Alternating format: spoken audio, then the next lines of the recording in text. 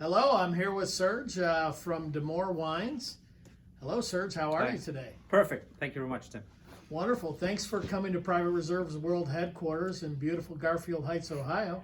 The pleasure is mine Yeah. to be here to help you guys and to give some information about the wines. Excellent, excellent. Now, from the sounds of it, you don't do a lot of what most people would call work because you're representing some fantastic wines and chateaus, and you get to go around and talk to beautiful restaurateurs.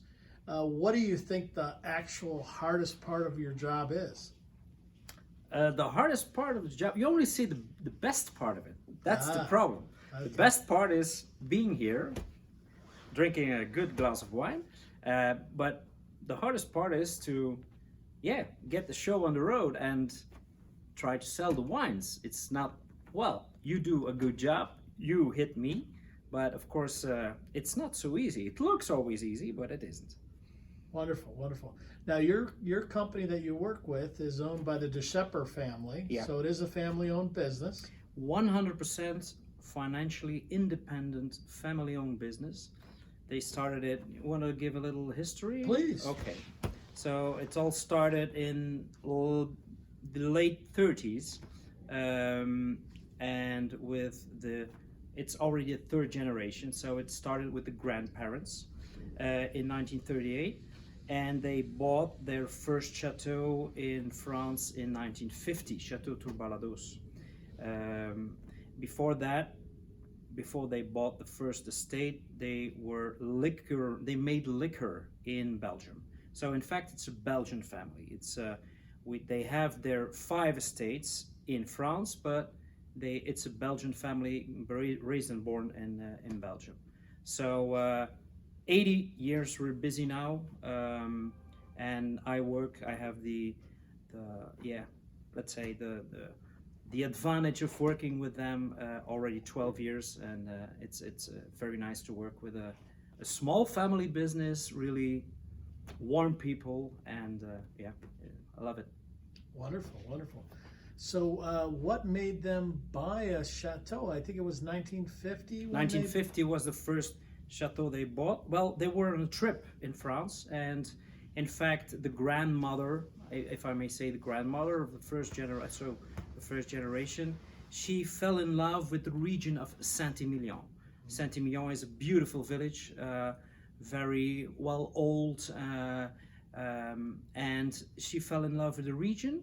And during a tour, of course, the fact they were in business of wine and liquors and spirits, they saw a chateau, and apparently, they had the money. I don't know if they had, but I suppose they had.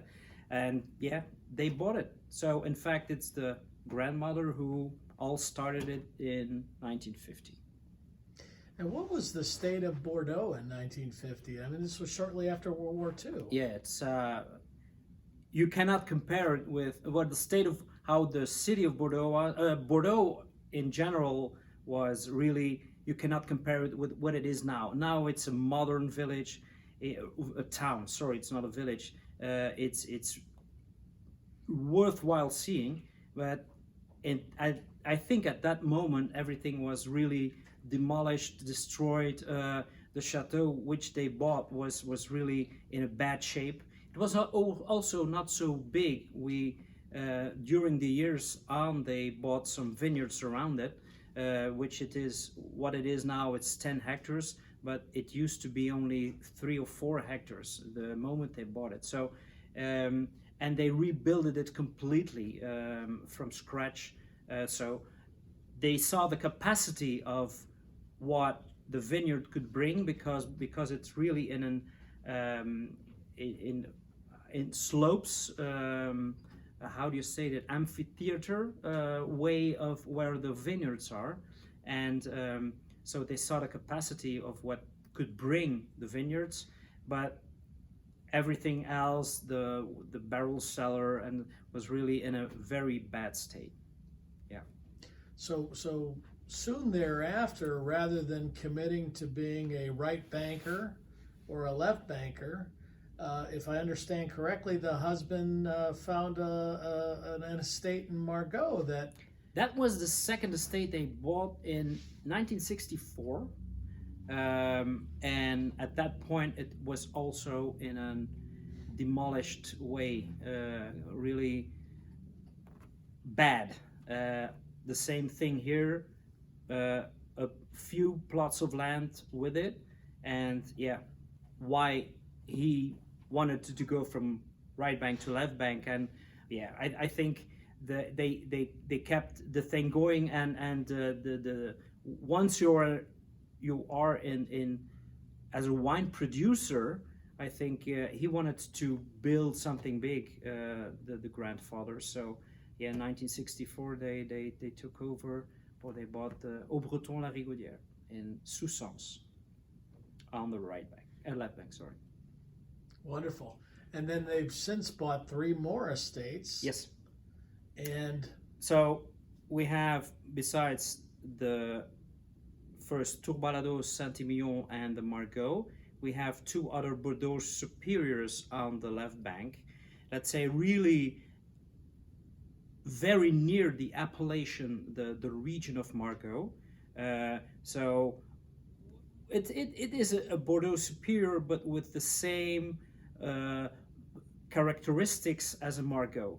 In Margaux, that's the first one, 5 miles out of the border of Margaux appellation, and then in Ludon, La Combe-Cadio, that is where the La Combe is, Ludon.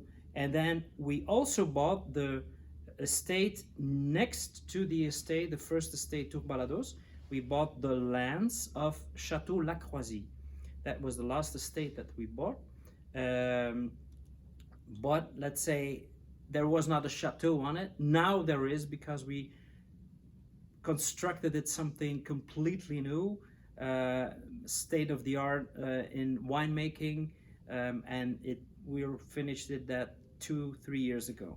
So the first vintages of I think the 2015 was the first vintage made in the new estate, Chateau La Croisille.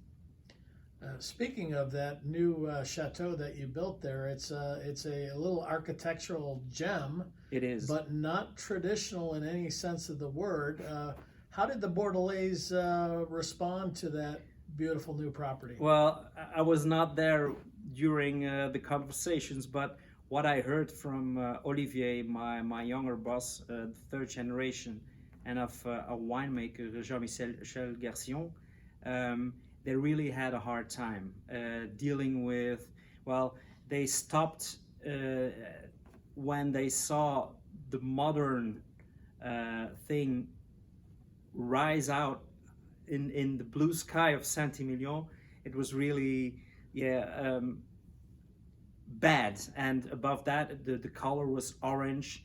And we are on the highest point in Saint-Emilion, so you can see us by far. They had to stop the construction, and I know that they had to go to the governor of the province of the region to discuss, and finally they reached what they had, so they could build and end the building. Yeah. Wonderful. No, it was was a hard day's work. Yes, yes. What was the inspiration for such a non-traditional design? Good question, which I cannot answer. No, I will be frank. Fair enough. I don't know. But what's inside the building, it's quite modern, but what inside the building is also a piece of art in winemaking. It's by gravity, so the wine comes in at the top floor, goes into the tanks, and the lowest floor we have our barrel cellars. So it's really by gravity, and it's our winemaker Jean-Michel Garcion who thought about every single detail, and I think he gets the credits for that. But why such a modern building? Sorry, I don't know. That's interesting. Now, I know you're going to tell us in separate videos a little bit more about the particular properties, but I want to ask you a question. Jean-Michel Garcion, you mentioned, who's your uber talented winemaker. He was the one who kind of helped you transition to the other part of the business that I think is so remarkable, the fact that you manage these, 25 or 30 other properties? Yes. As if they were your own wineries as well. Yeah. Tell us a little bit about that. Well, except for our 5 properties that we have, let's say Jean-Michel controls also 30 other estates, not only in the Bordeaux region, Bordeaux area, most of it are in Bordeaux, but also he helps to make wineries in Burgundy, in Gascony, and so on. So he helps to make the wine. We, in fact, rent also part of the soil of the vineyards, and in return, we get a part of the wine and to sell all over the world. So it's a guy who he traveled at the age of 15 all over the world to see what winemaking is, and I think he wants to give that knowledge to a lot of people. He is very well respected in wine world, and it's a wizard with wine. So not only those 5 estates that we own, but yeah, the for example, the Chablis that you carry in your portfolio, or the Gascony wine, it all has his mark on it. It's yeah, I should say try it, because, well, you know it of course, but the guys they have to try it. But and it's remarkable what he does. If you had to summarize his winemaking style in a way that everybody could relate to, how would you define his style versus some of the other well-known enologists or consulting enologists in the area? I think one word is appropriate, and that is something you can find in each and every wine he makes. Probably it's a a killer for as a word, but is balance. Balance. We have in Bordeaux region some of the big enologists and winemakers, also who very well respected. When you taste the wines of those guys, I have one in mind, but I won't tell the name because it's shocking. Well, not shocking, but I won't put something on his head. That guy used too much wood. We use wood when it's necessary to use wood. Wine is made of grapes, and you want to taste that fruitiness into the wine. When the wine has enough maturity and enough power to put in a barrel, he will do that. But we also have wines who did not see any oak at all. I had a question yesterday by a guy, why on earth you don't use oak for your wines, for all of your wines? I say, why? It's not necessary to use oak on each and every wine. It's and the balance you get from the wines he make, yeah, there's not one thing popping out. It's all so, yeah, perfect. When they're young, when they get a little bit older, when they're really old, of course, not too old, but it's balance. That's for me the only word I can say about his wines. Probably it's, yeah, like I said, it's easy, but it is not easy to get what he gets. Wonderful.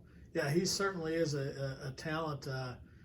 He's not as well known in the United States as he should be, because I think he has, proven from the entry level to the Grand Cru, he's making just fabulous wine at all price points.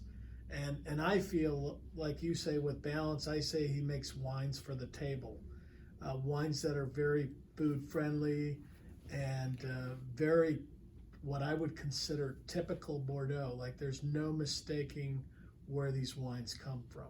Yeah, exactly. That's you cannot. Yeah, it's a school example. Most of the wines of how a Bordeaux should be in what we make in Bordeaux, of course. Right, right. Now, his family is originally from the Loire?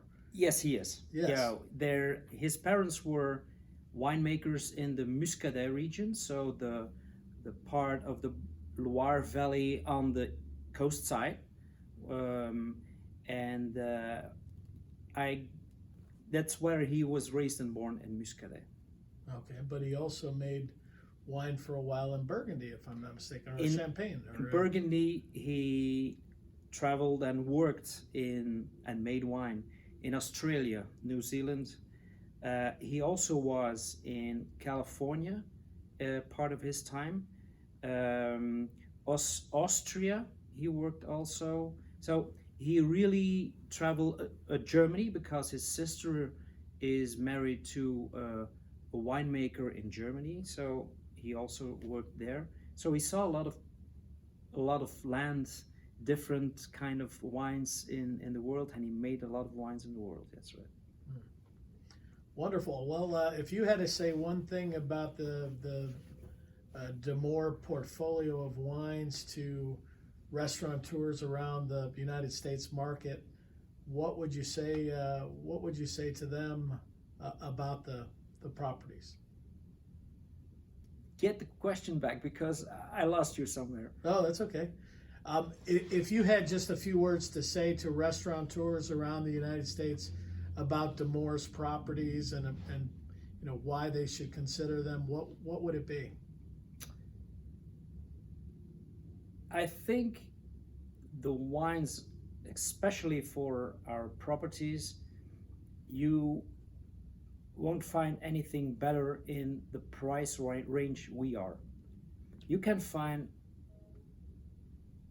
cheaper Margots or cheaper Bordeaux Superiors, and of course more expensive ones, but you never find the quality with our prices. It's easy. No, it's not easy. And what you have in the glass is always worthwhile. That's the only thing I can say about it. Wonderful. Well, thanks for sharing this information, and we'll look forward to hearing a little bit about the different properties in later videos. Okay, thank you, Tim.